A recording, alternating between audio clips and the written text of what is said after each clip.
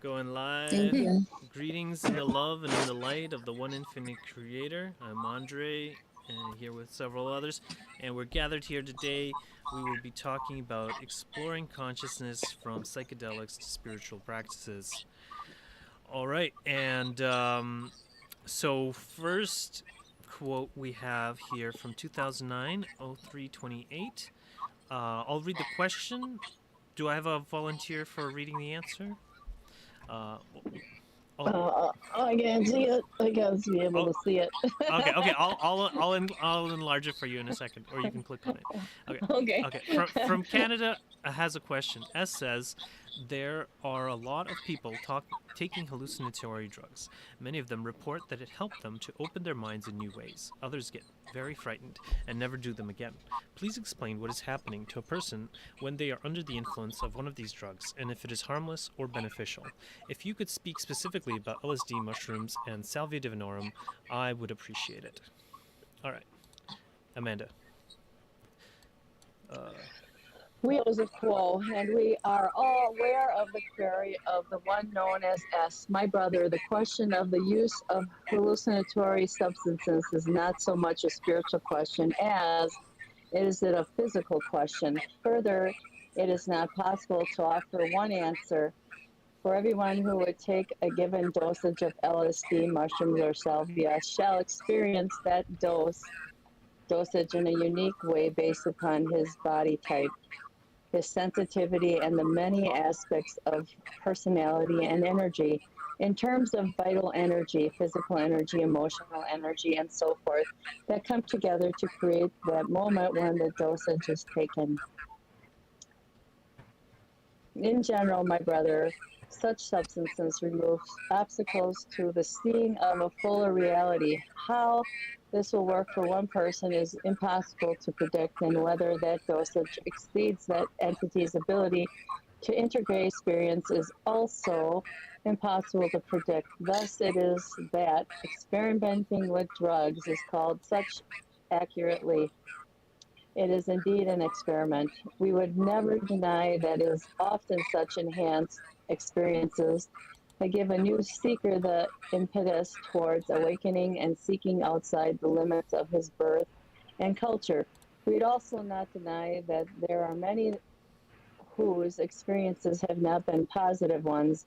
And when this occurs, it is because, as we said, the power of the experience is too great for the circuitry. circuitry, speaking in a metaphysical sense of that entity at this time. There are some entities who circuitry is already perfectly adjusted to finer realities, and when such entities receive a dose of this enhancement, it has a tendency not to affect them at all. There are others who have naturally sturdy energy bodies who are able to accept a great deal of enhanced light moving through the energy body without its creating any problems with their internal wiring, shall we say. Then there are those who have been working with a reasonably good wattage, but a low amperage, so that as long as experience flows in a non-enhanced manner, all is well. But when the high amp light moves through the energy body as a result of the chemical reactions of the physical body to the substances, there is an overreaction of the wiring and it breaks. When a fuse blows in an energy system for your house, for instance, it is simply a matter of taking out the bad fuse and putting in a new fuse and restarting the electrical system. However, it is not possible to do that with the energy body. When there is a hole blown in the wiring, it is often a matter of some years before the energy body is able to knit back together the circuitry involved. The circumstance is often described by this instrument as having a hole blown in your aura.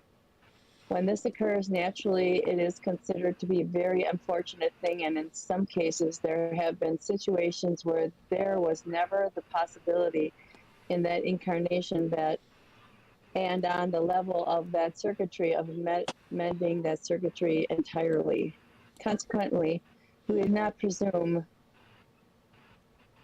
either to encourage or discourage your desires for experience, but we would simply wish you to be aware that there is no way to judge a safe dosage or a proper dosage of such enhancing chemicals. There is only your estimate as to the condition of your wiring, internally, metaphysically speaking, and the circumstances which surround your use of these substances.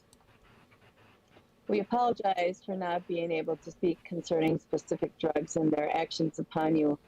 However, from our point of view, it is impossible because of the fact that not only are you unique, but you are not the same entity today that you will be tomorrow. There are many cycles of energy that are moving through you at all times, and the combinations are nearly infinite. Consequently, we're able to become utterly familiar with your wiring and so forth. We still could not speak to the specific effects of a specific chemical upon your system. All That's right. interesting. Yeah. Oh, All I can say is I must run at a really, really high ampage, high wattage, high whatever. Like it just flows through me like water. Ed, no, that makes sense because I was thinking the same thing, and you remember me telling you about I can't wear a watch because I break them. I fry the damn things. So, Yeah. yeah. Well, certain weird things happen. Like if I get angry, like really mad, electrical shit will freak out around me. I don't know why. I can't. Well, I used to have a friend. I used to have a friend called Julia, and she wasn't actually allowed to use my friend's computer because all she had to do was literally like start typing and start doing something, and it would just shut down. It would just die right there and then. Yeah. Like, and it was literally like she could not do a single thing on it on the computer without it just turning off. Like for no reason. It was only her. It only happened. No reason for it whatsoever. Totally weird. So she got banned from the house, I think, in the end. that happened with Carla. Actually, she also could not touch anything, and they explained that it was because she had been an energy healer in a past life, and that she just has too much energy coming out of her all the time, and so she just couldn't touch any electronic things because they would just die. And at some point they were asking, well, what if she is like, sends them love and light and kindness, while she's handling them? And then Ra was like, well, they will be grateful and happy as they die.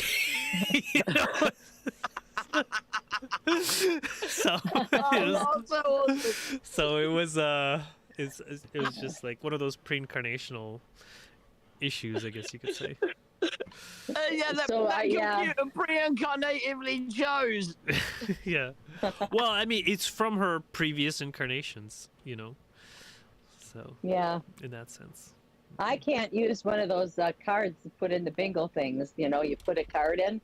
It never works for me. So my friend that goes with, she has to put it in because it won't work. It won't turn on. With the card, there's like a magnetic thing on the back of it, and you put it in, and you're supposed to see your name and all that. Well, it doesn't work for me. It just does not work. Well, that could also be a pre-incarnative choice against gambling, but I don't know. Oh, yes, that could be. Well, I don't know. I've won most times, so Oh, okay. I don't go that often. Twice a year, maybe. I think. I don't know. Maybe that's why you've got a pre-incarnative choice against it, because you're going to win too much. Yeah, and then get addicted. That's how it is. It's like winning is often worse than losing, because then you might go back. Or you win too much and just own the world. Well, I don't know. I think that this one. So it's saying they're saying that really we don't know how it's going to act, but if you blow a hole in your aura, you're screwed for a while. Yeah. So everybody's different. Your energies, how you handle it. Yeah, I understand that. I've seen that happen to people before. It's not pretty. I think it's kind of funny. Well, your brain Well, is at this high level of working. I Your synapses in your head's always firing because you're always thinking. So maybe that's the trick, depending upon how your brain works and the electricity say, and stuff. in that, he said a few things that were incredibly pertinent to the whole kind of psychedelics roots, shamanistic roots of seeking. Because really, he says the entire time he calls it enhancement. Yeah. Now, when you actually look neurologically, like as a neuroscientist, of what most hallucinogens do, is essentially they speed up how the brain works. They add messages because the brain is firing faster than it normally does. Yeah, it is enhanced. Yeah, the way they're talking about it is an enhancement. Yeah, now what he's talking about, the circuitry, they are talking about neural networks, the actual pathways inside your brain. Some people, a hallucinogen will speed up those pathways and they will fire a lot better than they ever have done before. Other people, it will completely mess up how those pathways work and they'll be left deranged. It all kind of pans in, but also the other thing that he's talking about, the amplitude and the voltage and whatever else he spoke about. So much of these things come down to vibration. When you're on these substances, so much of how you feel, it feels vibratory. It feels like you can feel the changes in your consciousness at a vibrational level. So it being described that way as the people that can handle it work at a higher ampage. They are able to, to channel further light while enhanced. Yeah, and others, that aren't as far along or aren't able to do those same things. That will actually cause them damage. Trying to put that much light through a system that can't handle it will burn out the system. Right. But once again, if you think about it as vibrationally, as a field, as an amount of energy passing through a system, that it all makes sense, all of it. That's why now correct me if I'm wrong, Carla, did they have to prepare her to get with the raw energy? So didn't they start with the lower, less energy entities? Was that something she did? Oh, yeah, I mean that was like while she did the conscious channeling. That's a good segue into the next question here. Would it be possible for you to say if these chemicals generally make one more vulnerable to psychic readings? Oh, good question. Good question. You have to enlarge it. There. We are those of Ko and are aware of your query, my brother. To those who are ignorant, there is much less challenge or resistance, shall we say, than those who have received light. With each honor comes a duty. When you have asked to learn more and have taken substances which are designed to increase the amount of light that you have seen, then you are responsible for the light that you have seen. As you glow more brightly, you shall attract more attention from those who delight in putting out the light that they perceive, or at least putting it to use for their purposes. Therefore, my brother, in general, the answer is yes. Whoa, that's quite the... Yeah. So when you have a higher energy, the negative or the the other side wants to come in and screw it up. It's a balancing act. It's all just a balancing act. It's natural, and this is why I'm really glad. One of the reasons why I'm really glad that I found the raw material, because it helped me understand that, we want to name everything. We want to just name, call everything a name. And in nature, in natural reality, a lion that eats a gazelle is not evil. A gazelle that is, that a group of gazelles that kicks out a sick member of its tribe in order for the lions to eat, that's not evil either. That's just how that natural environment works. We're human, so we have the capacity to consciously perceive through this veil that we have. And when you do, you are now, I think, because this is how I perceive psychedelics. It's more like being behind the curtain of a play, waiting to perform for the play, and you just peek out the curtain a little bit to see the crowd, and see what's going on, and see the lights, and see the commotion that's going on. And you know there's something going on out there. You can't see it, can't experience it until the veil is pulled, the curtain is pulled back. When you take a psychedelic, you are skip jumping to get a sneak peek to say, your mind is doing this. You are able to perceive, experience, feel, hear, think, remember, smell, everything, all of these things. Mm-hmm. Keep continuing down the path that you're going, and you will be able to access and then be able to get things, work done through with the understanding of these things that are coming. You have to learn. It's like it's kind of like you want to build a new house. So you go and you look at a model home to get an idea of what potentially your house can look like. But you still got to go home and come up with a blueprint, a plan, and do work to build the house.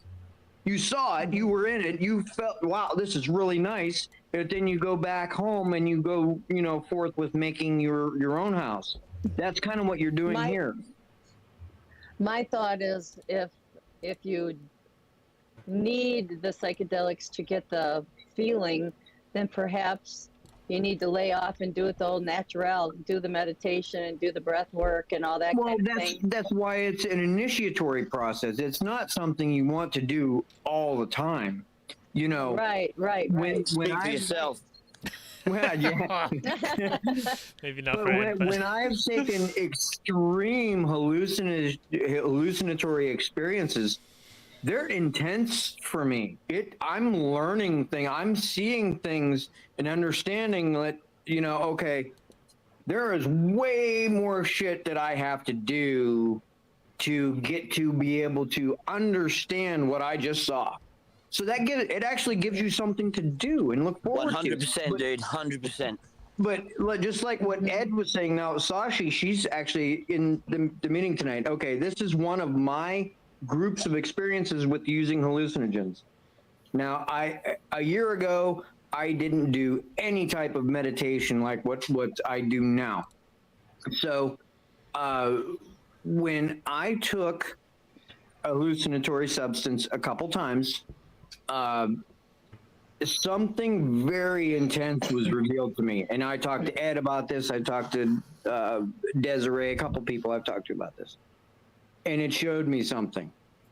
Well, once I began, I met a few other people who started being able to help me with the actual meditation process and the different types of meditations and what you can do with them.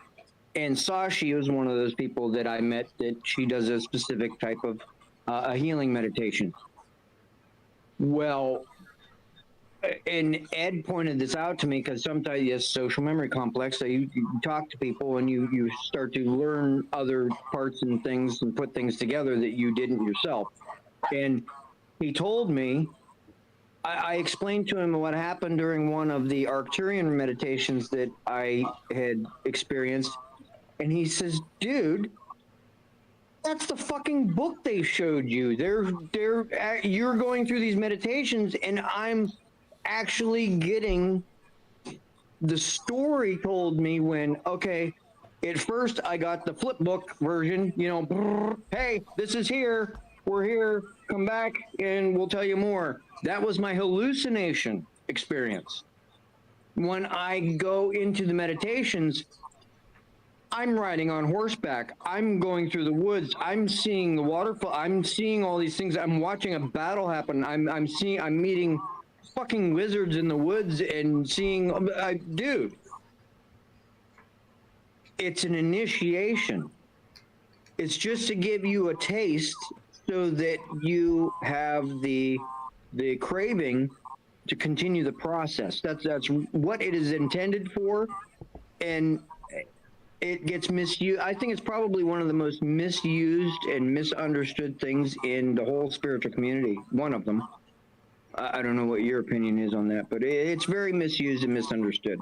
So that's my understanding of it. And I think if more people understood it that way, it would be used a lot more properly and have a lot more respect in normal society, but also in the scientific community.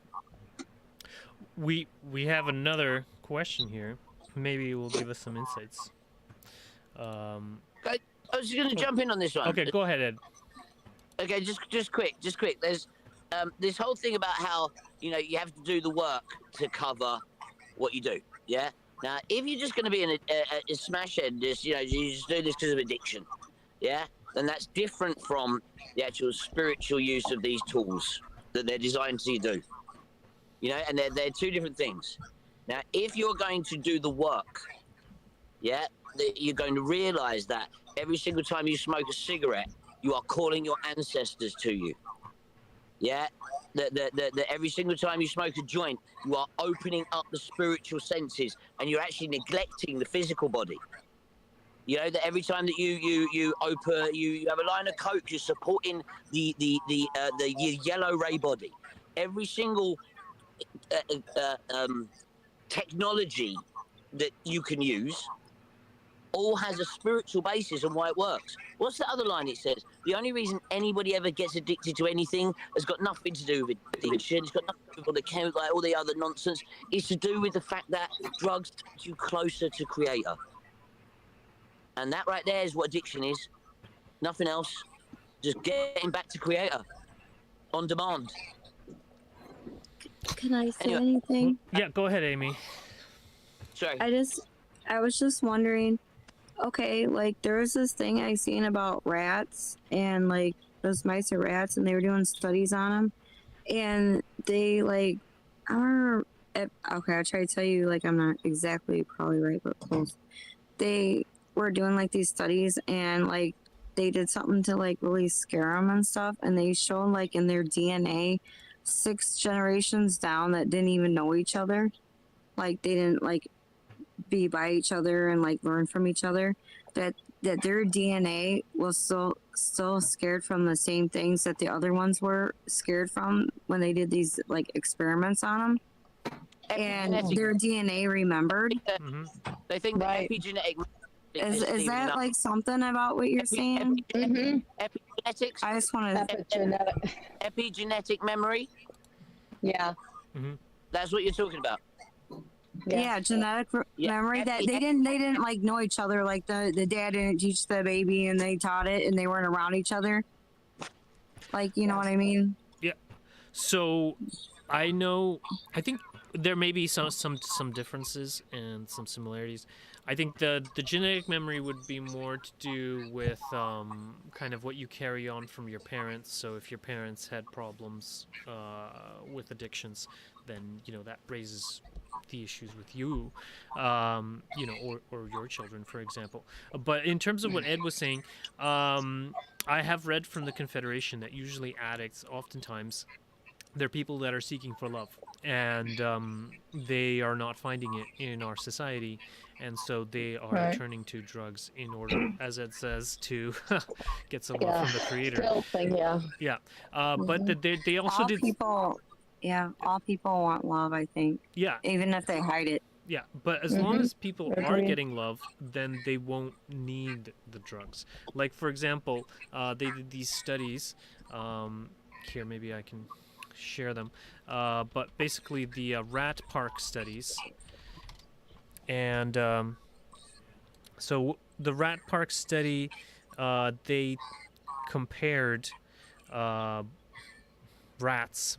Some of them were in cages, and like small cages, like the standard kinds of cages that they have for mice. And then in those kinds of standard cages, they would always get addicted, and they would end up always dying from an overdose because they were in a small confined space. And then they showed what. Wait, can I say something to see if I Yeah. know it? Okay, go ahead. Okay, and then if they had like a really good life and everything, and then they chose not to do it, is that correct or not? That's right. If they had more space, if they had a wide open space, then they didn't do A better life. They didn't want to do the drugs. And what they did is they even tried forcibly addicting them to the drugs, but they didn't. They kicked the drugs as soon as they were given the opportunity to have regular water. They would just go cold turkey on them because they wanted to stay present and alive so that they could, so they could interact with the other mice. They wanted to play with the other mice. Did I the remember mice- this before. I have a question about the experiment. Maybe you or Ed. Did the mice put out the same kind of hormones like somebody that is, taking the substance and get that automatic, and is it the same kind of reaction a human would have as far as a rat or a mouse? Ed, you're up. Okay, so as a pharmacologist, what this really breaks down to is that the way addiction studies were done forever was wrong. Yeah, every single addiction study they'd ever done, they put a rat in a cage and they gave it access to food, water, and drugs. Right. Yeah, now if you were put in a box with food, water, and drugs, are you telling me you wouldn't drug yourself to death? You would. I think a lot of people, yeah. So basically what they did, Miserable. yeah, they came up with this rat carnival idea. Yeah, where they didn't just give them open spaces, they gave them every single fun thing you could give a rat. They literally made it the most fun place for a rat to live. Yeah, and none of the rats wanted to be on drugs. Yeah, not only that, yeah, but not only that, but if you did have a rat that was on the drugs, it would use it the same way humans did. Yeah. Oh.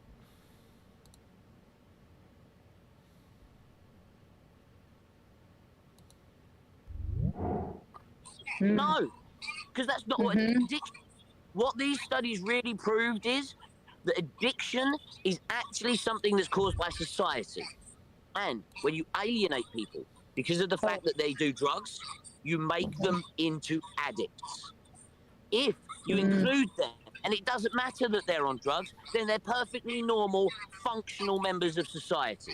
And the only thing that makes people horrific addicts that kill themselves is society's exclusion of them. I agree with a lot of that. Environment, yeah. Yeah, I actually have. They in British Columbia, they decided to repeat the animal study, but with human subjects, and so they made a program. Really? A house. Well, I mean. Effectively, yes. So they made a housing program called single room occupancy. So small rooms where the person, and then they gave them safe supply. They gave them unlimited free drugs. And a single room, and they were allowed to be in that room, and they had food and water, and they have the result is 70% of overdoses happens when people are alone at home, and 50% of suspected deaths from overdose. Over 3,000 die annually in Vancouver from overdoses. So more than 100% of the occupants of the single room occupants. So it's a very effective depopulation measure. It lowers the population quite effectively. It's basically the situation they've created with computer games, housing estates, and crack. Yeah, basically. So I'm destroying the family infrastructure and making single-parent households everywhere. Yeah. So the best way of ameliorating its effects is land distribution measures. So making sure that everyone has enough land to grow their own food and firewood, and then they want to be sober in order to actually do those things. They can go outside of their house, they can tend their garden. That's a good thing. The main thing that needs to change across the board is society's view on the addict. Yeah, that is the main thing that needs to change. Without that change, nothing will ever change. Because the addicts will always be ostracized, they will always be forced out of the communities, and that will always drive them towards addiction. The way that the entire of society views the problem is the problem. That is it. Well, if you have a purpose, I mean, Fundamentally, we need to accept people and give them the liberty to make the choices they need to make.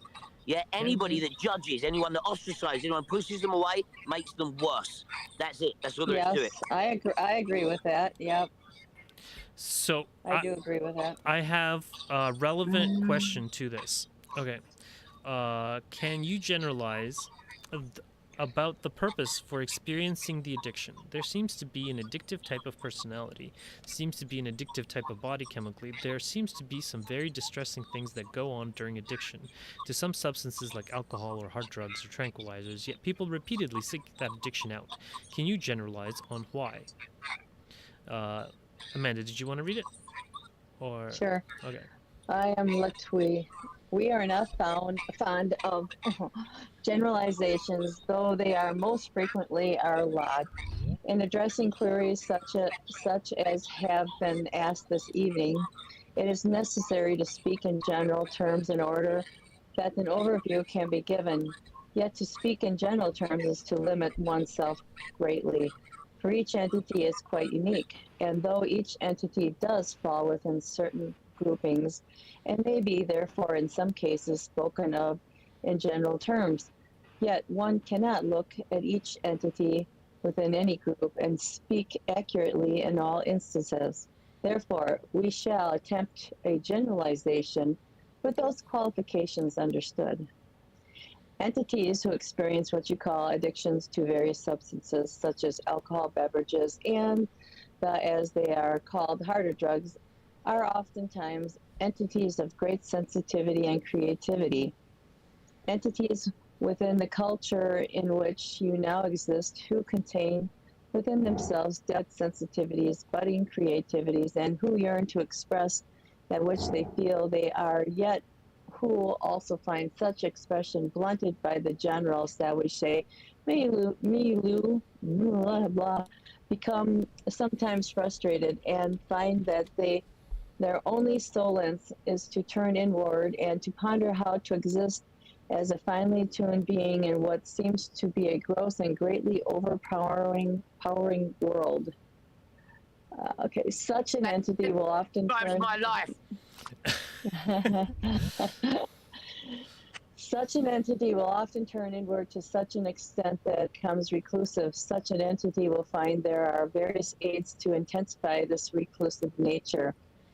The aids of the drugs and alcohol tend to turn the entity further and further in upon itself, so that those sensitivities which began the entity's yearning and seeking for expression become themselves blunted, so that they no longer motivate the entity in the manner which found no expression. It is often that the turning inward and the use of substances which alter the mind is specifically chosen that the mind might be altered, for it is the sensitive mind and the sensitive heart and the sensitive being that it seems to the entity began the pain. And yet these can be, shall we say, stilled in some degree, but then the entity assumes there will be no pain. Yet can the spark of life which grows within any be extinguished?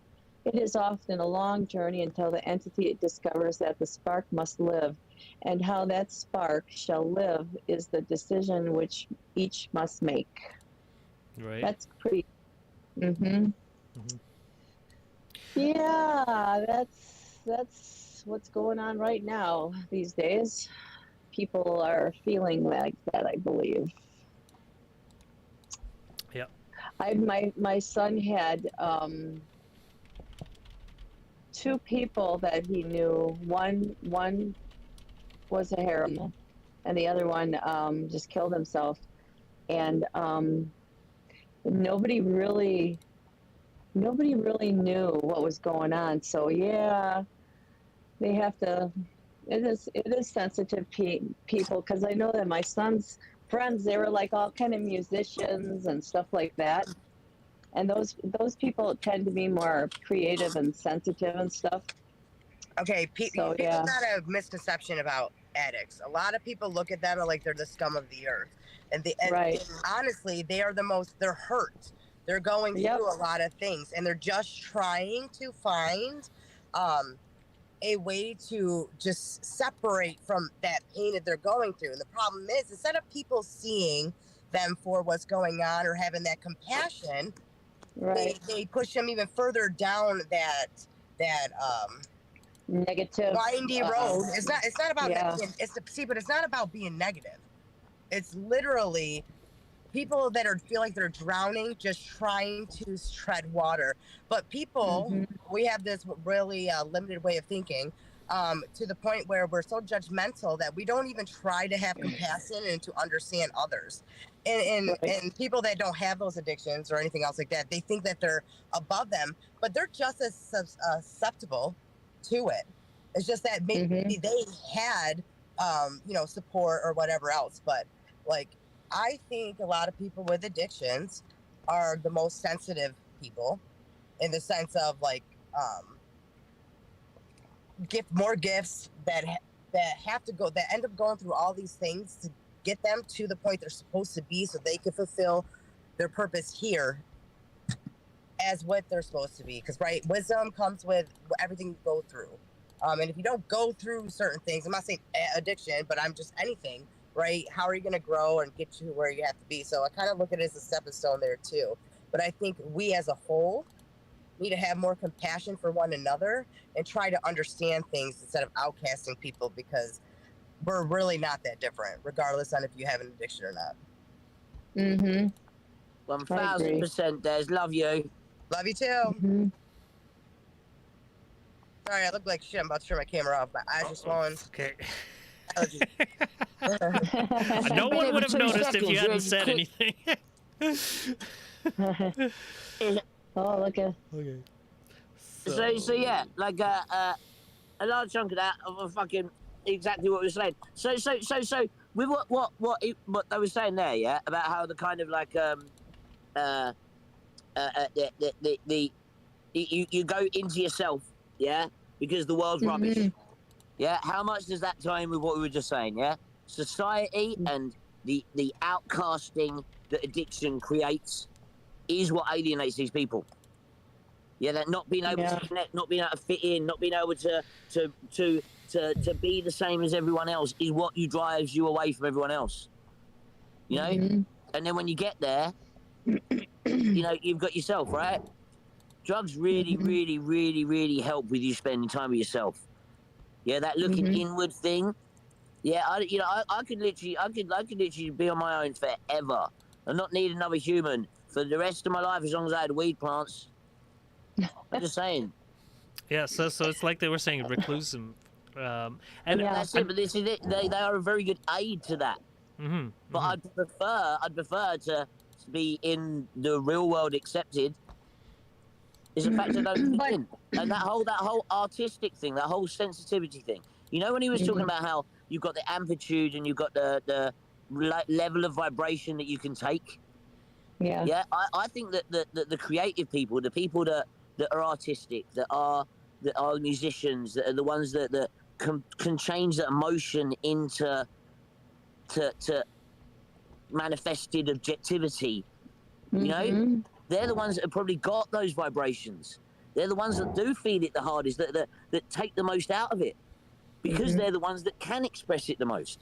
But they're the ones that, when they don't get that back, when there's no one else in the world that can express that same way that they feel, they're the ones that they just end up in their own head. Because it's the only place for them in the world. And then what are you going to do when you get there? Yeah. Even the most interesting of minds gets boring without drugs. I'm sorry. Just saying. I've got a pretty interesting head, and I'd hate to be in here. Well, like they said, everybody's different, whether you can handle it or not. You know, everybody's different. I think it comes to a point, though. It depends, like, because when you say drugs, a lot of stuff falls in between drugs. Now, you're talking about heroin and stuff like you were saying earlier. There is no, like, that's going to get away from you, period. There's not one person who is like, oh yeah, I'm just a casual, heroin addict, I'm good. No. Yeah, but you still go into it for the same reasons, Des. Yeah, no, I get that. Totally, 110%. I'm just saying, like, but when you're doing other shit for your spiritual journeys and stuff, that's considered drugs too. So I'm just saying that's not like, there's a little bit of a I don't know. I don't think anybody can control themselves on certain drugs. I feel like it will eventually overcome you. See, I see it in a very shamanistic terms. Yeah. Yeah, One dose makes a shamanistic poison. ways. I agree with you 1,000% on those. I'm down for it. Let's do it. And I also believe that every single chemical in the universe that can affect your body has some positive use. You just need to know how to use it. And Anyway, that's sorry, dude. where the problem lies, knowing. Knowing, right. Mm-hmm. You know, it's not just that too, Ed. You have examples of things in history where, okay, they had to actually have an ordeal. They made a huge ordeal in, I think it was Vermont or Massachusetts, or wherever it was, in the 1600s or whenever it was, that this guy had to prove to people that tomatoes weren't poison. So he out in the town square ate tomatoes in front of people, and they had to figure out that it wasn't the tomatoes that were poisonous, it was the lead plates everybody would eat on that would leach the lead into the acid from the tomatoes, and that killed you. So, you know, just things like that, that's not even so much as knowing how to use a substance as knowing not how not to use it. And sometimes that's more of a lesson than... Yeah, what you don't know is the danger here. Yeah, the Salem witch trials, for example. Yeah, the Salem witch trials. Yeah, everyone was convinced that they were witches, that all of this horrible stuff was happening. Loads of girls got burnt. You know, it was a horrible period in American history. Do you know what caused it? Yeah, the rye grain at the end of the valley went off. It then got ergot mold, which produces LSA.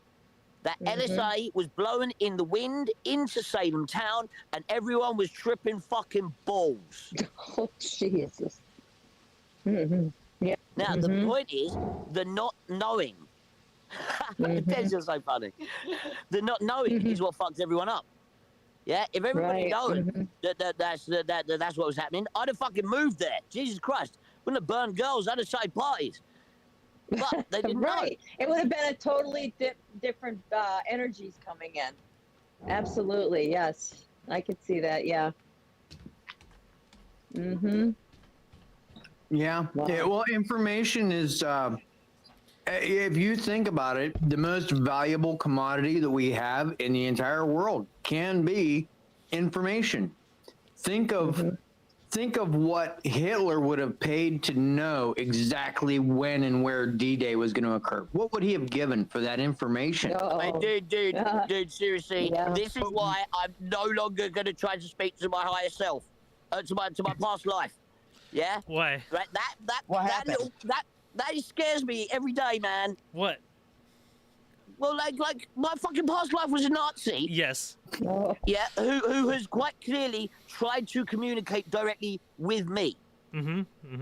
When I've tried to go back now, whenever I try to go back and see his life, I just get caught in this bubble of him sitting there meditating, trying to contact me. Well, Amanda, she was a fucking bomber and dropped the nuclear bombs on I did. Yeah. Wow, dude. Wow, you're that tough. Oh my God, it was terrible. I was watching it. So I mean, you're a Nazi Nazi maybe in a past life, but she killed everybody. Maybe that's okay, but no. What I'm saying is, it's the paradox thing. It's in my past life might be able to tell Hitler that she was going to drop the bomb. Oh, we would have had it out. Yeah, well, it was after Hitler had already been defeated, anyways. True. Yeah. But if what we initially said was when D-Day was going to happen, yeah. But we don't have to it's worry. It's a good thing I've got a shit memory for dates, man. That's all I can say. It's just you don't have to worry about shifting the timeline for someone else. But your timeline is based on your beliefs and your vibrations of what you expect to experience. Okay, that's cool, man. But that's a very solipsistic version of things. Like, that's so crazy. Well, that's the Confederation version. What did you say, Des? I said, well, think of like our Ed now, this loving, friggin' amazing person talking to his Nazi self. Like, that, no wonder why it blows You your don't mind. have to. You don't have to. All right. No, but I'm saying I get Seriously, why it I blows just want his to punch mind the and- guy every time I think about it. Well, you've I'm got gonna to learn punch how to myself in forgive the and love brain. him. You do Oh have yeah, to that's learn. it. Forgive and love. After I punched him square in the face. Yeah. You don't have to like him. You gotta love him. See, now I keep thinking, oh, I killed all those people. How can I make it right? You know, because I was dropping friggin' bombs on all these people, and I'm not one to try to kill anybody. You know, it's like, Atomic oh, bombs. atomic, yeah, freaking A. For the Americans. Yeah. Hiroshima, Amanda. Oh gosh, I gotta tone somehow. All right. Did we want to look up something on atonement then, or did we want to read another Oh. quote on? The, No, let's keep doing that. Let's keep doing that. okay, the topic. Okay. All right. While I'm still tripping balls here, let's keep Okay. going. Okay. Actually, I didn't talk about it during our conversation prior to the channeling. The thoughts are about the usage of narcotics and drugs. I have been thinking of maybe taking LSD and wanted to know what Kuo could comment on the usage of such substances and how it would be of help for a seeker in opening windows of the mind. You gotta really shout this bit. I am cool, and I am aware of your query, my sister. We find that we are limited to a large extent in the response which we may give. Oh, okay. Did you need... So- hold on, I just need to set myself as moderator so I could Okay. magnify it for you. There. Okay. Oh, there we go. Okay. For we do not wish to influence another in a course of action which may have ramifications within the seeking. We may suggest that whatever ingestion of chemical, oh, my eyes are really, of chemical substances an entity may consider, it is necessary for any seeker to have a great desire for the seeking of light and to prepare for this most carefully. For any substance speeds up the normal processes of perception for an entity also carries with it the greater responsibility for that entity to use the occasion for an opportunity for seeking the light. For there are many entities and energies that are made available at such an opportunity. That the seeker must be most fastidious Fastidious. in the, well, there we go, in the preparing of the self for this experience. All right. Is there Don't worry, another guys. I've query? been most fastidious. Yeah. All right. Oh. Okay, so that was one of them. There's no subsequent one. Here. I can see if we can get another one that's a little more meaty. Amanda, if you want me to read for you, I can. I can see it pretty good. Yeah, Oh, okay. you know, I was on Sure. the road for 10 hours today. I got up at 5 o'clock in the morning, had to go all the way up north, had to come all the way back down, and it was like 10 hours of driving. Damn. All right, let's see if I can get this one. Oh, no. I What? can't see it. There's. This is an overview. Oh, okay. 1990. Is this? I don't know. Here, I'll try this next one. Okay. 1989. But this one looks good, but I just don't know where it is. 1990. 0506. Yes, there it is. 1990. 0506.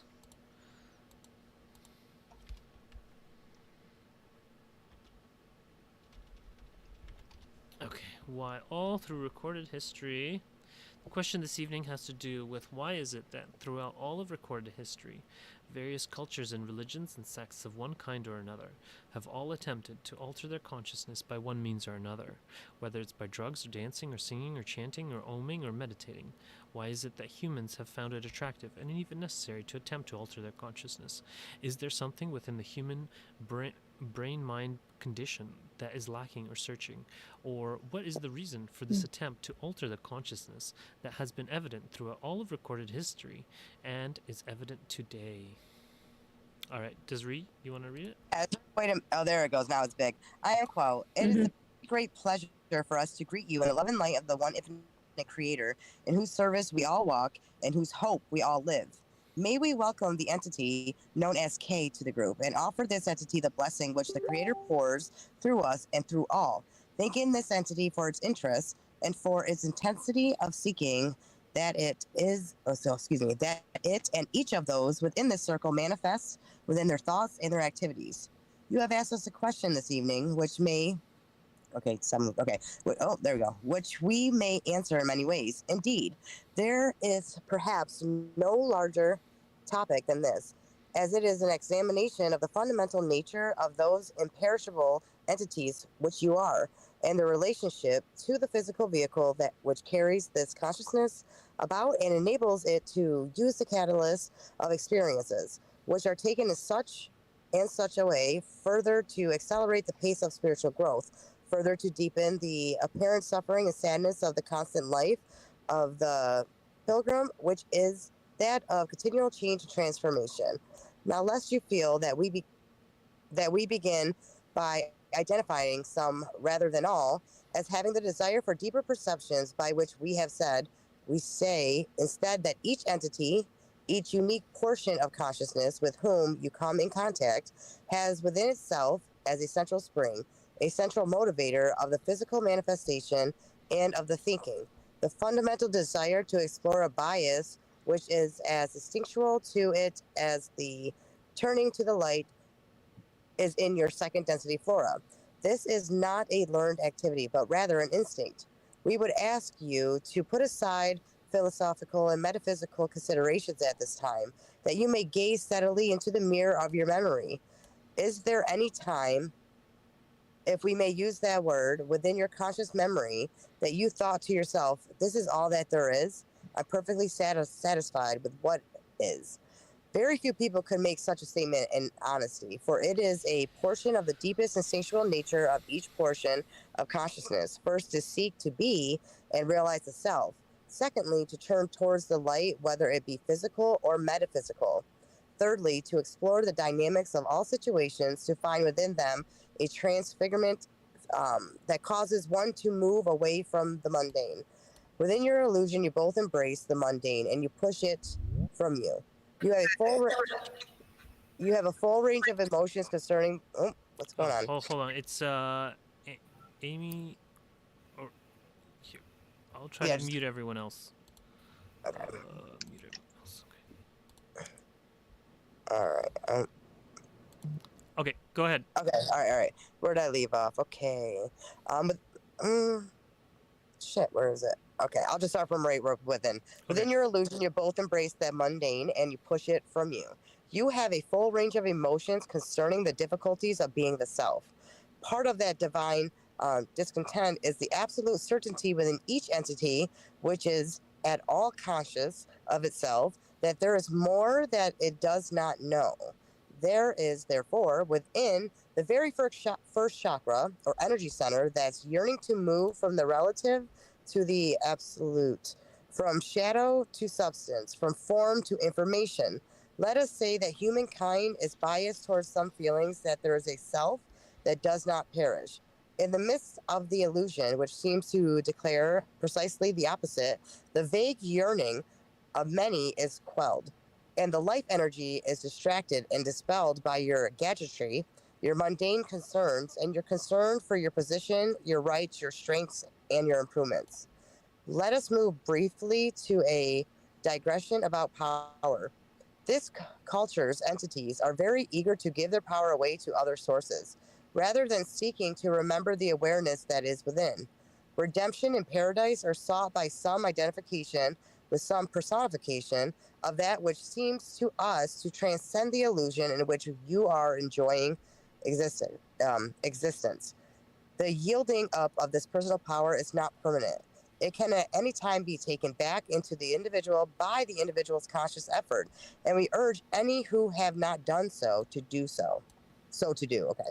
We would compare the hunger and the thirst for what this instrument would call righteousness, and what others would call the truth or love, running throughout all of humankind, moving as does the tide, affecting each, but at a level that is beneath the threshold of consciousness, beneath the veil of forgetting, deeply down within that portion of the self from which all truths are remembered. Therefore, we ask each to retain his own power, to act not and at this moment as we speak as a discriminator, for that would hinder the flow of the discussion, but to listen with an open heart, an open mind, and an unrifled consciousness, allowing these ideas which are flowing at this time to flow forth in a natural tide of the inspiration and information. Just as the tide goes in and out, so within yourself, you are not only peculiarly, I can't even speak, and uniquely made by your previous biases to view incoming information in a certain way, but also the influx of that information is altered by those energies within your universe, which affect everything from the great sea of life within your veins to the great sea of suffering that you see again and again as entities are self-sacrificing because they love that which they cannot see. This is your glory and your power. You are an expression of consciousness. Your consciousness is made up of two things: that which we call love, or the original thought, that is to say, the creator itself, and that primary principle of free will. Without the introduction of free will, the universe would be infinite and intelligent, but it would not be conscious of itself. You have been cast forth as a sower broadcasts the seeds of a garden. Within you, without knowing I can't even speak, wow. You are a certain kind of seed. All beings with this basic seed nature. During this course of incarnation, upon incarnation, you begin to become aware in a unique way of your own consciousness. Although this is merely a Recapitulation. yeah, I know you were moving. Oh, okay. Of that realization, which is the harvestability of second density into third, we emphasize it again and again to you in this context. You're turning to the light. You're yearning for love and acceptance, and your more mature yearning to be loving and be compassionate are such deep portions of your mind that, shall we say, the meta program of your existence is based upon this nature. It is the fundamental nature of the third density entity to reach. Thousands of incarnations go by as each entity refines that for which it reaches, until finally, in one way or another, the entity begins to realize that much of reaching cannot be done in any environment except the environment of silence, seeking heart. You are creatures who have a memory which is buried deeply within you and is a portion of that which makes you alive, a creature of creation, an entity who has destiny, an appointment towards which you move quickly or slowly to the Father. Okay.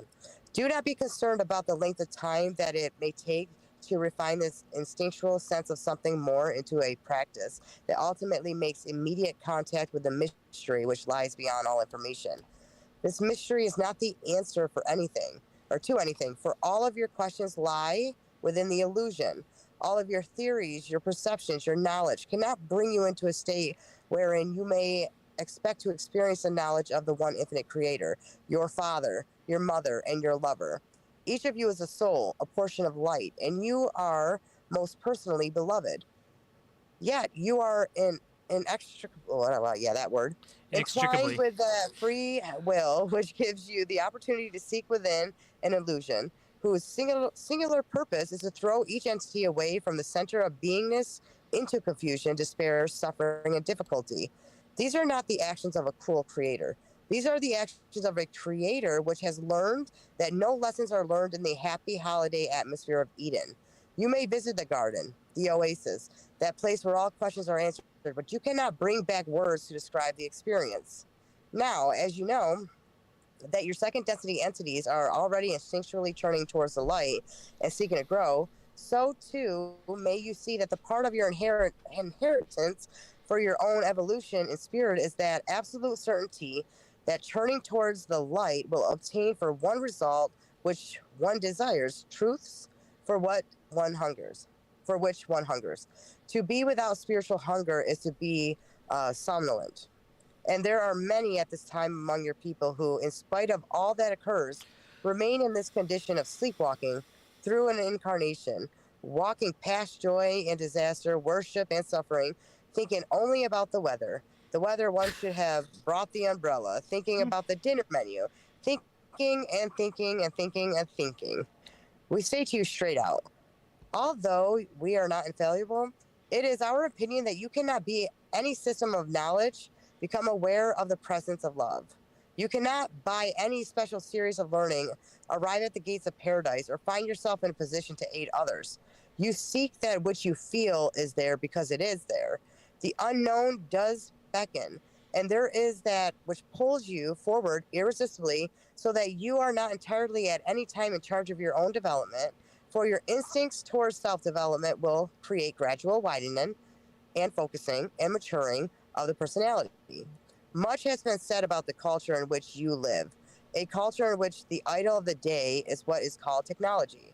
Miracles are described in hushed tones, and the saints which perform those miracles are your scientists, your doctors, and so you remunerate whatever them handsomely while paying much less of your attention and your worldly goods to those who seek the mystery beyond that which is known. What drives you? Your own nature. Occasionally, an entity might be so disturbed by early experiences that it is completely blocked and cannot find access to the door of feeling and yearning that each normally has. There is a drive to continue evolution that is as instinctual as any other portion of the red ray. When we speak of the fundamental reason that entities seek through any and all means to alter their consciousness, we are not speaking specifically of indigo ray inner work. We are speaking in many cases of a simple, perhaps unvoiced or unrecognized feeling that there is more, and humankind hungers for it because it is the next step of evolution. When we speak to groups such as this, we find that there is a certain irritation. Oh, shoot. I think he's moving back and forth. Okay, factor in that we go over basic material again and again. There is a reason for this. The reason is that you have not yet accomplished this most fundamental of tools towards becoming familiar with the nature of your own consciousness, and therefore are not yet comfortable and willing to work hard in pursuit of growing feeling of the immediacy of the presence of eternity. And so we move back into that which, as this instrument, whose sense of humor sometimes eludes us, would say, read my lips, meditate daily. When the telephone rings, take an instant before you answer, for you are always entertain angels unawares. You never know. Oh, okay. You never know who or what circumstance is going to enhance your ability to grasp. Oh shit.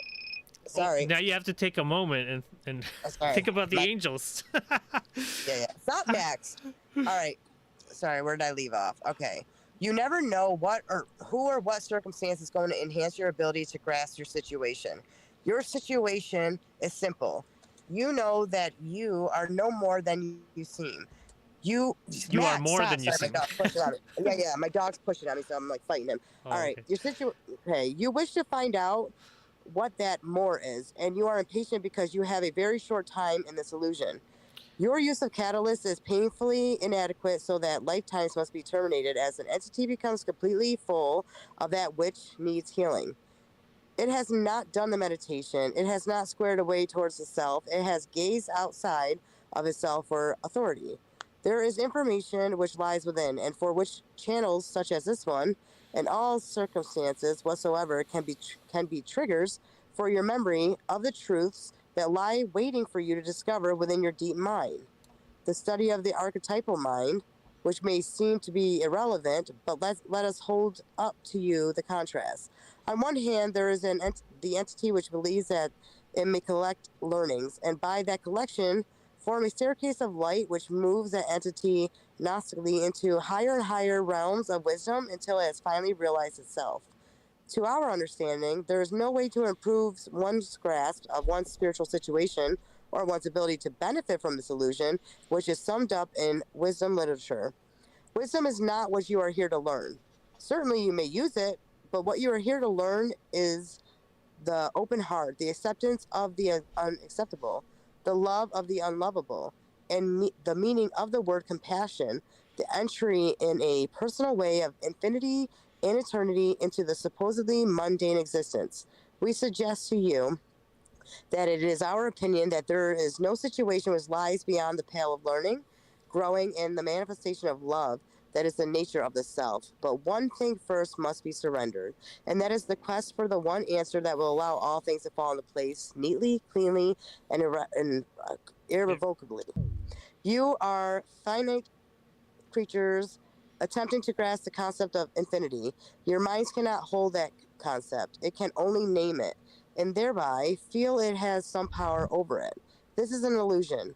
Your true powers lie with, your true power lies in your realization that this is your time of action, of choice, after choice, after choice, in which you choose to view your environment in a way which would be made possible by mind-altering substances of one kind or another. We suggest to you that experiences using these artificial aids do not move beyond this perishable experience for you. It is only the transfiguration and epiphany of the self caused by the process of persistent faith and the will and silent seeking that bring your biases and distortions towards oneness, love, hope, beauty, and truth, which are indeed imperishable. The use of technology of any kind, as this instrument would say, better living through chemistry, is helpful in that it gives to the lucky experiencer a glimpse of the paradise that awaits within. However, there is no substitute for the steps placed after the next and the next and the next, not in the grim and humorless way, but as if one were on a playful, joyful walk, perhaps even running from time to time because of the demand of the mundane world, but working always to form the understanding within the self that eternity lies before you now, right now, this moment. Feel this resonance as we speak. Feel space and time vanish. Feel this. We shall pause. Man, you picked a long one. I didn't know it would be so long. Who is it? Who's What channeling? entity is it? It's Well, Latwi. It's Latwi. It's Latway, because I was going to say, this is a bit hardcore, man. Latway's kicking ass. Yeah. Go to the top. Yeah, let's see. Oh, no, it was cool. It was cool. It was cool. Sorry, it was. You know what I'm saying? Watch it. Get over there. Move it, Yeah, Maxie. yeah, it was cool. Oh, It's cool. No way. Yeah, I told it was you cool. it He was seriously on the blob, mate. I'm just saying. He was definitely on his period. Why do you say that? Because it was so long? No, because he was really, really angry, dude. It was Do your meditation, you naughty, naughty children. You're not gonna get there. Yeah, you suck. Do your work. You do stuff. Oh, stupid humans. I Get didn't. your blood sack sorted. I heard, hey, do those other things if you want. Yeah. But Yeah. to get the most out of everything, you need to go within and do that meditation too. But hey, do what you will. It ain't going past this experience. I don't know, because Quo's normally so poetic and so like beautiful. It's like listening to like I don't know, like it swings little like little heartstrings and stuff. Well, this was That from one is, like, 1990. trying to, like, hit you with a stick. This is 1990. I don't know. I didn't feel it was hitting you with the I stick. felt I think love. it was explaining why people are motivated. It's because they're searching.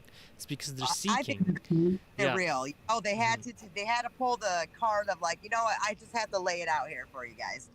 Everything can't be sugar and sweet, you know. You got to be straightforward. But I still Right, no sugarcoating. Don't worry. Yeah, as they The said, eternal you- quest do for what you spiritual growth, embracing the light within. There was no sugarcoat in this one. I'm just saying. This is one of my. This is one of the Quo. Get your ass up and do some work once. Yes, and we need that. Occasionally, That's what we do. occasionally you need to kick up the ass, right? Yeah, well, look at us as humanity. Of course, we need a kick in the ass a little bit. Not that it works usually. Nailed it. Well, I think that this was a fairly gentle. Yes. Yeah, it was gentle. It was very gentle actually. I could think of some different ways to say it that wouldn't be gentle. This But was that's the thing, gentle. though. We got to remember, emotions are different for us and we put emotions to certain words and then feelings to it, and then we get offended and we get our little feelings. When in reality, they're just being matter of fact. They're not trying to hurt feelings or anything. That's something that we did as humans. We attach too much emotion to matter of fact speaking, and then we get offended and get in our feels. But in reality, they're just saying, hey, the sky's blue. Like, I don't know what else. Oh, what do you mean the sky's blue? No, it is. Like, it's just, humans. Yeah, this was all in love. Okay, I'm just saying, from out of all of the channelings that I've heard from the Confederation and from, sources related, that one sounded most like Hidden Hand. Hey, all right.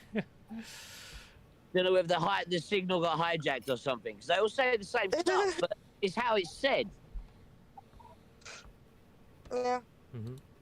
Here, so we want to finish that because it was paused, but there's more. Yeah.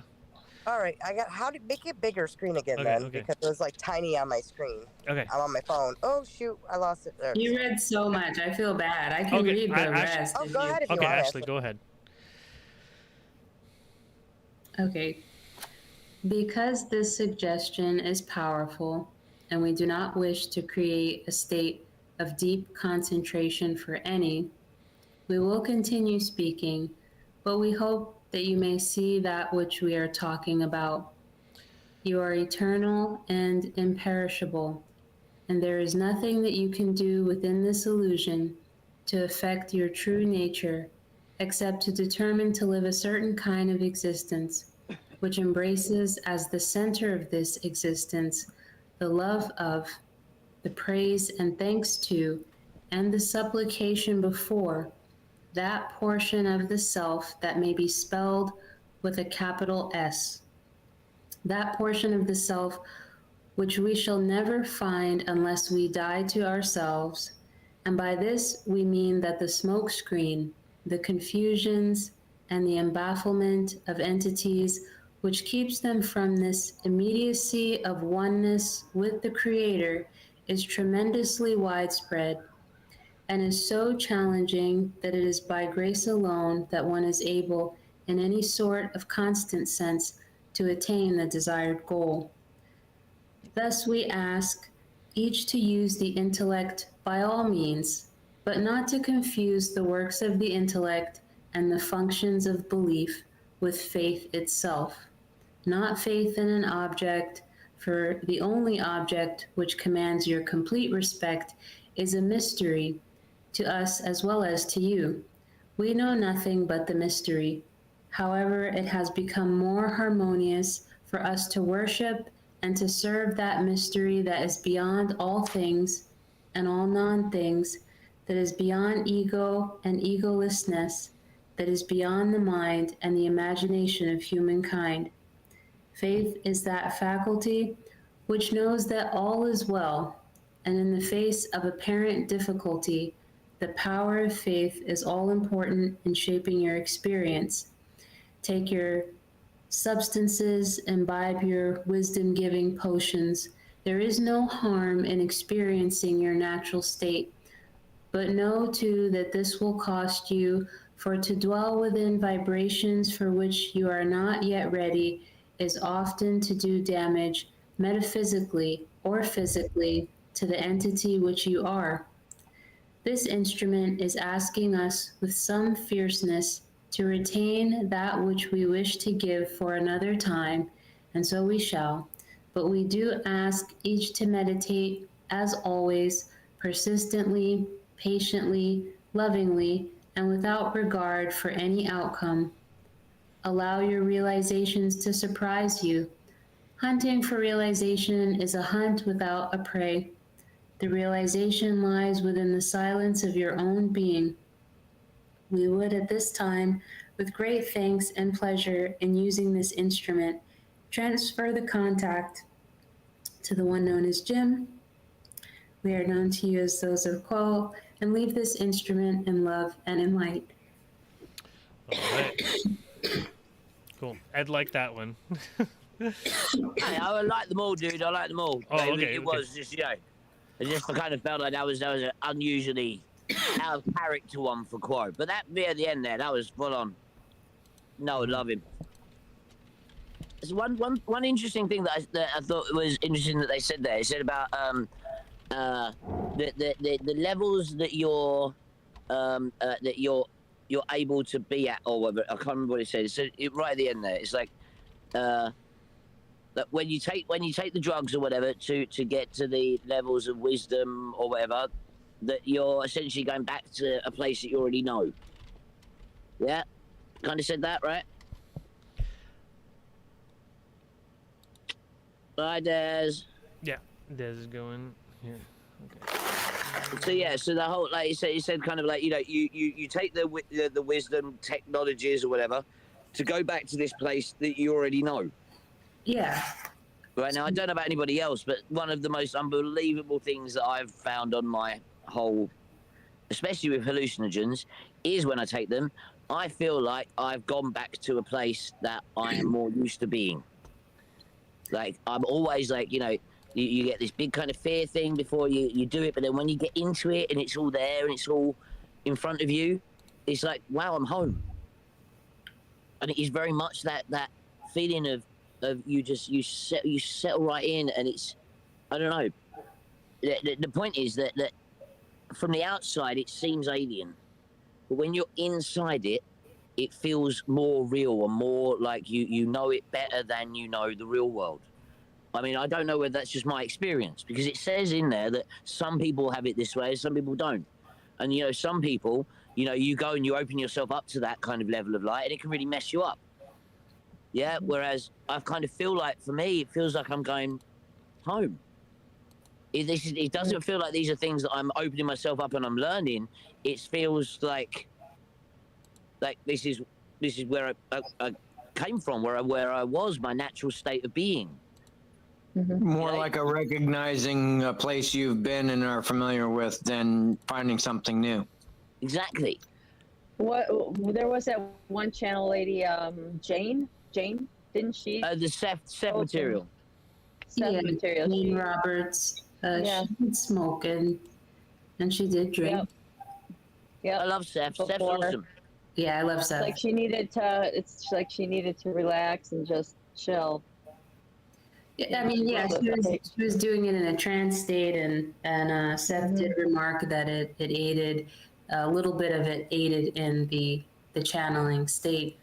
I definitely agree that not everybody, like Fred and Ed are saying, not everybody is discovering something new. It's just going back to your natural state for a little bit, and I think it's healthy in that regard. But if you haven't done, you know, any prior work in the mind, body, spirit, and you just jump head first and don't know what you're getting yourself into, then it can be jarring, or it can develop codependency, addiction, because you didn't do the frameworks. So it's like you have this thought that I can't enjoy that state even a little bit unless I'm taking these substances. And I guess the real challenge is, how do you bring some semblance of that feeling to your waking lucid reality? If 100%. No, so I think that this really ties in a lot to something that was mentioned earlier with the whole awakening process that they cause. You know, like this idea that you have one of these experiences, then you come back to Earth, and afterwards you're like, oh, my whole world's changed. But you didn't really understand it. Yeah, it's an initiation. It's that first step into. I understand what you're saying, because I know I had that. But this is it. But then I think that afterwards, once you have that little tiny glimpse of what enlightenment's supposed to be, it kind of changes your life to try to get back to that place. So you know, I feel like I've had a couple of really kind of, you know, I did way too much and completely fucking lost my ego and consciousness self in the big fat mist of consciousness stuff. We've all been there, right? Point is that when you're in that, yeah, you understand every single thing that every Buddhist ever mentioned about enlightenment. It's like there is no other way for things to be once you connect into that, you know. But then when you come out of it, you realize how none of the world is that. None of it fits into that. No one else you can speak to even gets what that is. And you don't really get what it is. Because all you did was, it doesn't matter how much you thought about it, it doesn't matter how many Buddhist books you've read, until you have that little glimpse of what it actually is, you can't even imagine it. But then afterwards, it's all you want to get back to. So I'd say it was one of the most powerful, fundamental things that gives you the will to seek, the want to seek. That drive to drag that unbelievable bigger thing that we all connect to, everyone. And the initial question was, why have humans always done that? Well, that's why. Yeah, because you get that head start, you get that jump kick into that bit that you can't do normally. Yeah, and then afterwards you can spend your entire life trying to get back there. You know, and if you want to keep doing drug all the time, that just means you learn more and more about that every time you go there, and you've got to work harder and harder and harder and harder and harder to get there. So, and if you don't, then you're just going to end up being an addict and just a messer, because you're not using it properly. Because it should be a spiritual technology. It shouldn't be something you do for fun. It shouldn't be something that you do to fight the pain away, even if it's the best thing that you have. Right.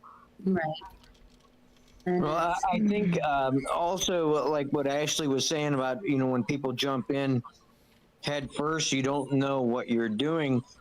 And when you haven't done any work first before you just do, you know, jump in head first, the problems that it creates. I mean, I think of my experience, okay, when I was a teenager, and first dating and everything, that's when I jumped I had never done anything. I had never been drunk in my life. I'd never been high. I'd never taken any drugs of any kind, and I jumped head first, not knowing a damn thing, taking LSD, getting drunk off my ass. We did all kinds of you know, different ketamine and all kinds of stuff that we got into immediately, just head first. Dude, it's brain spiraling. And plus, we were surrounded by people with tons of negative energy, and it was the totally wrong environment for the wrong reasons. It was the wrong time, and it did nothing but confuse and frustrate me. Okay, so I'd say that's because of the fact that these things have not been, no one's been taught how to use these things for a very long time. In our day and age, all of those are taboos, and since they're taboos, they're not taught to people how to use them properly. It's taught, well, you stay away from that. That's bad and evil. Well, dude, what the hell is a teenager gonna do? What's the first thing they're gonna look to do when they're told not to do something? They're gonna look to do it, especially when they're not told anything about it. So, you know, then as an adult learning what, you know, coming full circle around going through the religious exotericism and everything that I had to go through, and then coming out on with a different understanding of plants and medicine and different ways of doing it, and then experiencing it again properly with a person next to me, talking me through an experience and helping guide and just helping me. World of difference. Worlds of difference. I mean, to do it that way, if I had done it that way when I was 17 years old, I could only imagine what the difference would have been in my life and the choices that I made and the people I surrounded myself with. You know what I mean? It makes a big difference. I'm sorry, I'm talking too long. Oh, well, there were two more questions and answers I wanted to fit in the next 10 minutes, if that's all right. And I don't know. Okay, I don't just have quickly anywhere on to this, be. this one thing that we're talking about right now. Okay. So I just wanted to say that this whole idea that, like, you know, when you're a kid or even anyone, if you don't have the knowledge and you dive straight in, yeah, then you're going to do yourself damage. Yeah. That now, us not being taught what these things are, yeah, that they're spiritual tools. They're not fun things that you shovel in yourself so you can have a laugh. No, these are things that you should be using to spiritually organize your energy bodies, to be able to speak to entities bigger than yourself, to understand things far bigger than yourself. That's what they should be used for. But we're not told that. And this, Can I just say, Andre, I know you're getting frustrated here, man. I do apologize, man. But in England, back when in the Druid times, Celtic times, there was a thing on on your 13th year on Beltane, which is like I think it's the first spring holiday or whatever. Everybody did magic mushrooms. Really? So everybody, as your passage into adulthood, on your 13th year, all your mates, all of you all together, you all did shrooms. Right, the point of that was it all opened you up to the spiritual side of life. You've lived your entire childhood knowing that the real world and this illusion is the real world and the illusion. Then on your 13th birthday, they give you a load of fucking shrooms and you are shown the truth. Yeah, what the world really is. Yeah, what you are part of in a bigger sense. And then you can spend the rest of your life chasing it. yeah, I know there's lots of initiation rituals that are very similar. But just we're pressed for time here, and there were just these two more, and they're fairly short.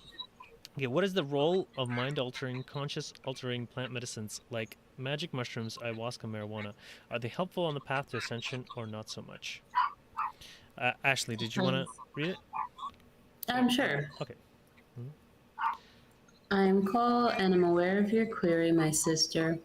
Again, we must say that for each entity there is the necessity for setting the intention. If the intention is for the purpose of advancing one's own spiritual journey, of realizing the areas within the being that may be in need of healing, of the chakras that may be blocked by one concern or another that has not been dealt with in the conscious state of a normal daily round of activities, then the use of the plant medicines can be quite helpful, for they are what you would call an acceleration of this setting of intention to do that which has not been done.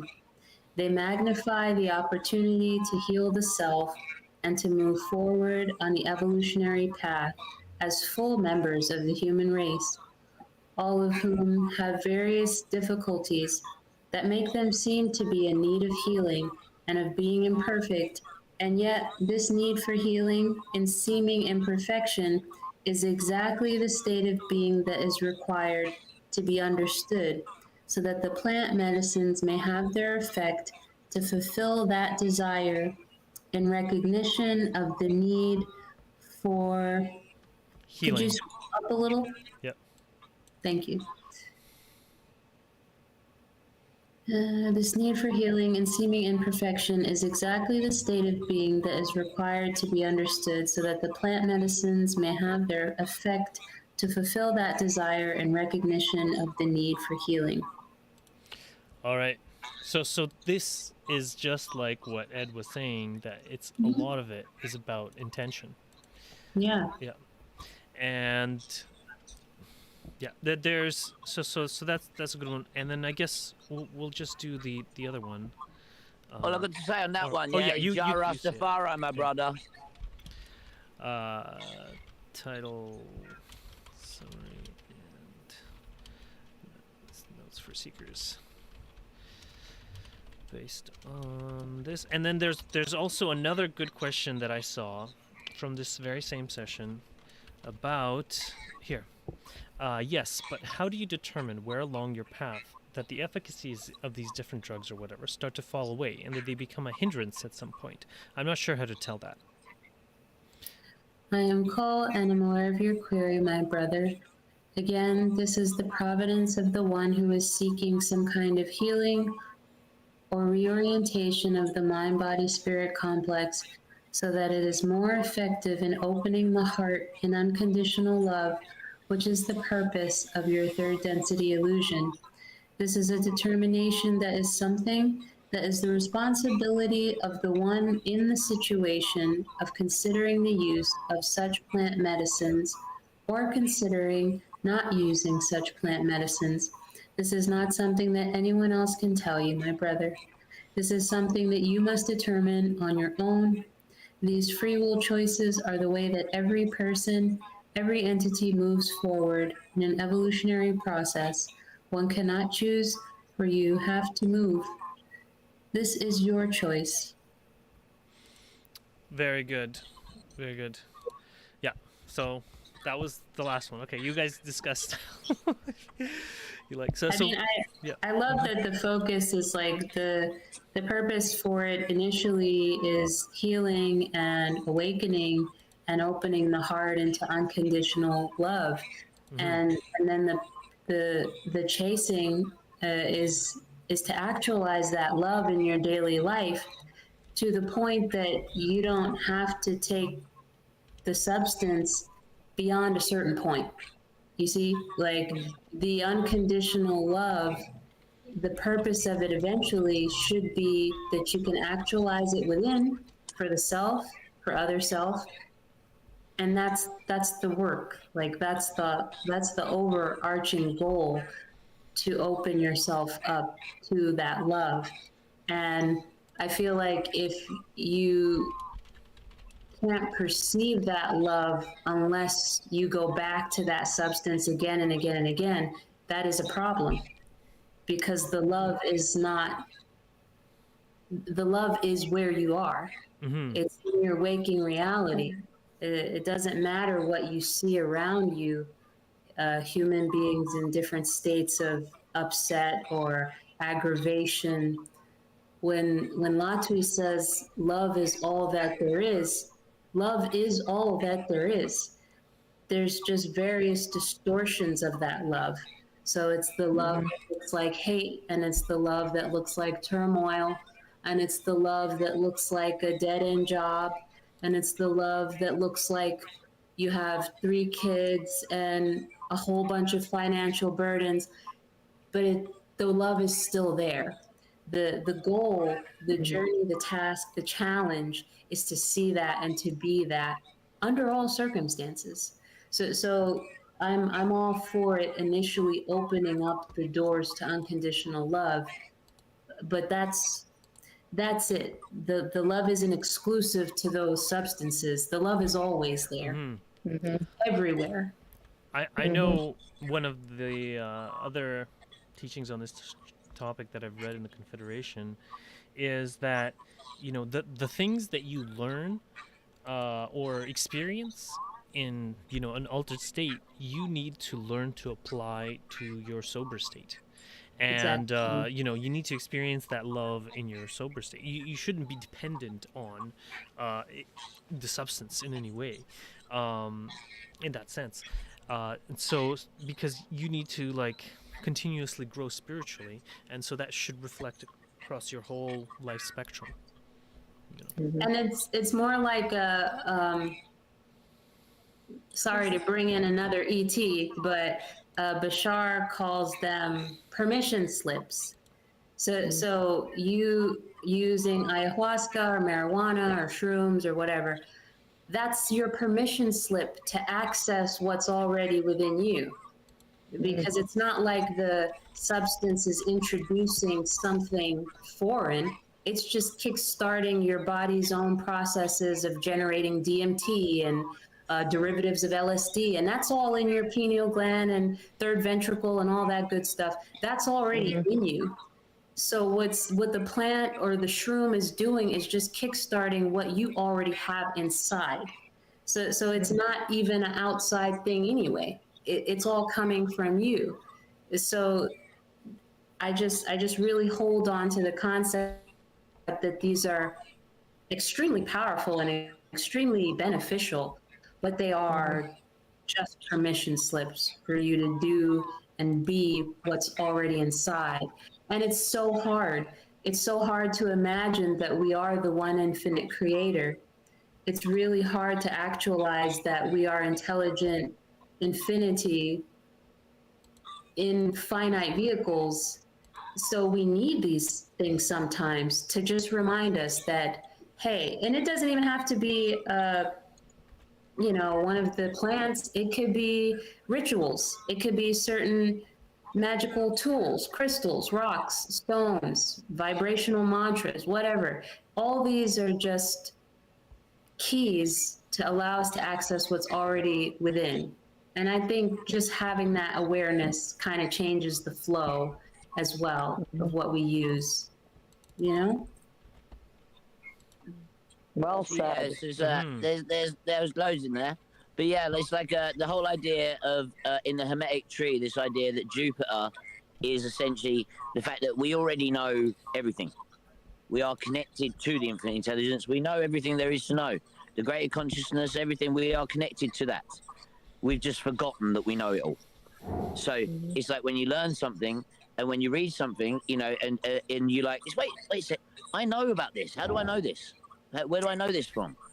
Yeah, and it's like you unpack, you've got all this information inside you. It's like when you're reading it, it's like you resonate because you've already read it somewhere, somehow. Well, that's because you already know it. You already know everything. When you read something that's true and you know factually whatever, it's because you do already know it.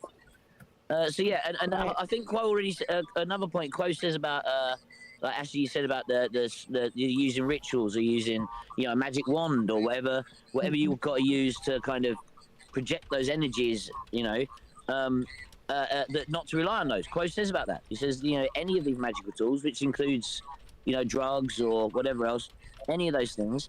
By using those, yeah, you essentially get like a quick start, head start or whatever. But relying on them essentially puts you further behind. So now from my experience, one of the things that I kind of hold on to in all these teachings is the idea that it's all our free will. Yeah, we can make these choices ourselves, and that these are technologies that are available for us to use spiritually. We just need to know what they are, and it comes down to the intention of how to use them. So now for me, I will openly admit that I have addictions. I do.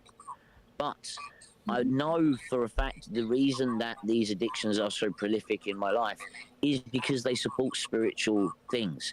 They support my distortions away from love. That I know that I've been working through every single day, and like it says, the chemicals help me to actualize those things inside my life.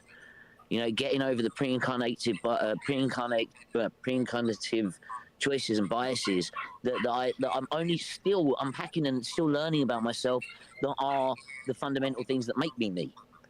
And I don't think any of us know those things until we go through the process of seeking, which, like I said, I feel that these are tools that have aided me dramatically in that process. But, like Andre said, you always have to take these things back and then learn them in lessons of love, and in the lessons of you. I don't always agree in sobriety. That's not quite how I see it. But in a place where you are acknowledging it and understanding it in the self, rather than relying on the tool to understand it. And don't get me wrong, if you use the tool long enough, you will get to the point that you don't need the tool anymore eventually anyway. Yeah, but reliance on the tool in the day-to-day life, which also brings us back to the whole rat carnival thing we were talking about earlier. Addiction isn't caused by the drug. Addiction is caused by the world, the environment. So all of these things, they are tools to help us get past this environment and keep on that spiritual path. The reliance on them is obviously not the point. And yes, the lessons of love inside us all. But this world is what it is, and these are here to help us through it. Yeah, as long as you have the conscious awareness of every step that you're taking, then... And you're always seeking. Yeah. You have to see these things in a shamanistic things, that these are tools. They're not toys. Right. And I think that's what society's got wrong about them. So, we're past 9 o'clock. I'm sorry. What was that, Amy? So it's how you use them. Yeah. There's good and bad and everything, and how much and how you do it makes a It's all difference about in everything in intention. your whole life, right? So the Mhm. same for that and for everything else, right? Is that what you Yeah. guys are saying? Basically. Intention. Everything is just a polarity towards or away Am I from love. wrong? That's it. Service to others, like since we're gathered here in service to others, so we always want to move everything towards service to others. So, like if you are doing some kind of substance or something like this, it is good to start with some kind of ritual or prayer, like Ashley was saying, and make it a dedication to God and to be of To service try to others. make it good, Yes, exactly. So that not like to do it for bad. right. So you are calling on the spirits, say the Confederation and your inner planes guides to help align your thoughts, feelings, words, and actions to be of service to all creation, and may this ritual or substance help you in that pursuit, and may you have the thoughts and the feelings and the words and the actions to help you be of greater service to all the So people help around yourself you. or to help other people, To be of service to others. Sometimes that or to means help yourself grow. also helping yourself, because we have to love ourselves and help ourselves enough that we can be of service to others. If someone just dedicates everything to service to others and they neglect themselves, they will die. That's my problem. and then Mhm. they won't be helping anybody. So you have to learn how to be kind to yourself, how to be gentle with yourself, how to forgive yourself, how to love yourself, and then you can be kind and gentle and forgiving and loving with other people. And that's where these spiritual technologies can come in very useful. Mm-hmm. Exactly as you just described, dude. Mm-hmm. They help I to love you support that guys. part of life. Love you If too. you know that that's what they're doing. Love you too. Mm-hmm. I Yeah, don't know you, but this is awesome. And also, it allows you to not feel guilty about protecting yourself. I'm learning that the hard way, right? Right at this moment. I'm just involved in a shit show, and it's teaching me a lot of things about taking care of myself. Because if I don't take care of myself, That's why I I got gotta work 4 on. kids. I am I going to rely on the world to help my children in the direction that I think that they need to help in? No, Service I'm to the one others does choosing. not mean being a pussy, dude. No, Hey, that's exactly right. No, there's females here too. Leave the female genitalia out of this. Okay, yeah. Leave the female genitals out of this, Yes. okay? I was Yes. talking about feline cats. I don't know what you guys are talking about. Well, I'm talking about the other thing.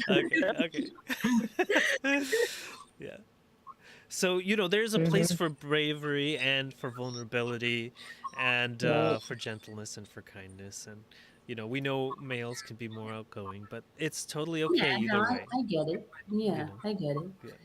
So It's- so yeah, I just want to kind of wrap us up a little bit, just because we're 9 minutes over, but that's okay. I just wanted Do you have a to. time limit?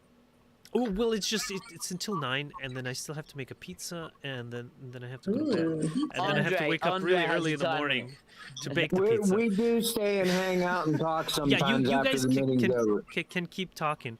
But before I leave, I was thinking, do we want to do a series on the archetypes where each week we'll get together and we'll focus on one of the archetypes, and then Like we'll of move to the another one. tarot? Like the Yeah, tarot? the archetype? tarot. Yeah, exactly. Ooh, yes. Yeah. That- 22 different weeks. Yes. Nice. Yes. So okay. So next week, I guess we'll start with the Matrix of the Mind. All right. Yes. Yes. Cool. Hey, Okay. we should try and draw That our would own work little, because like I know tarot absolutely card. nothing about tarot. Well, there you Me neither. there- gonna be I need to ask a question, please. Go ahead. Whenever you guys are gonna do a thing like on a subject, is there any way someone could just message me like a little bit about it so I can like look it up so I can have questions instead of like just going on there and being like, oh, I don't know anything. You're gonna have to And read like Mark. so I You're can gonna like have to whenever get I look to it up, write I your have more into it. So, well, Keep an eye on the chat. to keep an eye on the chat and Matrix of the Mind, I think Ed and them will talk about I it. will And send you I'll try to some compile links. something and send it to you guys. Yeah, I'll send you links as well. You know, something that can give you an in to just. Because if I just go on it, I'm like, oh, I don't know anything. I just listen, and then I I don't know don't what like it is. I get enough out of it. Well, did you get some out of this session today? Yeah. Well, there you go. Yes, I like got a lot of things. It was like, if you do like this is good, if you do this is bad, but there's good and bad and all. Like that's what I feel like. Mhm. Like basically, that's why I was asking. Like, there's good and bad, and it's how you do it. There's That's what only I ever feel like. polarity. I could be. What does that mean? As in, Sorry. there's no real good or evil. Yeah, there's only an up or down, an away from or a towards, a separation or a oneness. I don't understand exactly, but I just feel like I was seeing like in what you're talking about, like it's how you use it. If it's like for good, like as in usage for you or usage for other people to help them or to help yourself, Mhm. and the usage. So it depends on how you view it, I guess. As in not as good and bad, but it could be valuable one way or another, and it could be Or- miserable one way or another, just like the rats or are it could miserable, hurt- right? or you could hurt Am I yourself, wrong, so or do I Yeah, understand it? yeah, you're right. You're right. Yeah, and like Amanda said, like if you use it improperly, or if it's like forced on you, Yeah. you know, it could hurt you. Yeah, You know, miserable. Like so, you know, like you got to listen to yourself because usually with anything you're going to have warning signs, like your inner plane guides. They're always there for you. Like in one of the messages we read today, you know, there's always you're always entertaining angels unaware. You're always surrounded Oh, by yeah. angels, and all you have to do is ask them to answer your question. You know, it's like, is this safe for me? Is this appropriate for me at this time? You know. And they can do more. I know I'm here to talk to you for a reason, or like I wouldn't know anything about them rats, and when we were talking about that, like the first time, how would I like even know like weird stuff like that? You know? Yeah, you don't have to, and you know we forgive and love you unconditionally because we're service to others, and all service to others beings forgive and love all beings unconditionally. You know, Jesus Christ kind of showed that service to others lifestyle of forgiving and loving, even onto the point of dying. You know, in terms of that Let's he hope was not. willing to be pacifist to that point of loving and being kind to everybody. All right, so I'm just going to round the live stream, but you guys can stay on. So we leave you in the love and in the light of the one infinite creator. Go forth, therefore, rejoicing in the power and in the peace of the one infinite creator. Adonai. Adonai. Adonai. Adonai. Good night, All right. guys. Good night, Andre.